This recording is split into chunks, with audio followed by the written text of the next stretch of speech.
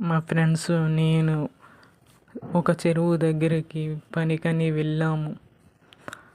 ఆ చెరువు దగ్గర ఒక రూము ఉంది. ఆ రూములో పడుకోమన్నారు నైటు. మేమందరం వెళ్ళి ఆ రూములో పడుకున్నాము.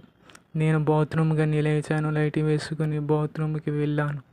వచ్చి పడుకున్నాను లైట్ కట్టేసి. ఒక మూలలో చూస్తే నల్లటి ఆకారం ఏదో ఉన్నట్టు కూర్చొని అనిపించింది. ఏదో భ్రమ అని నేను పడుకున్నాను. పక్క నుంచి పిలుస్తున్నట్టు అనిపించింది.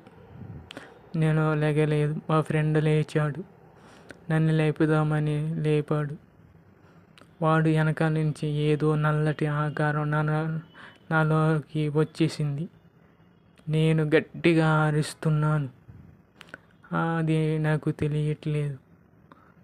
గట్టిగా అరుస్తున్నాను, ఏదో చేస్తున్నాను. వీళ్ళందరూ వచ్చి నా జుట్టు పట్టుకొని చేతులు పట్టుకొని నా పీక మీద కత్తి పెట్టి ఏదో చేస్తున్నారు. నాకేమీ తెలియట్లేదు.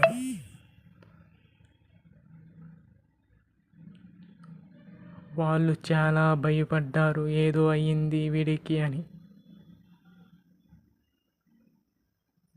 తర్వాత నాలో నుంచి ఆ దెయ్యం వెళ్ళిపోయింది. వీళ్ళు నాకు చెప్పగానే నాకు చాలా భయం వేసింది.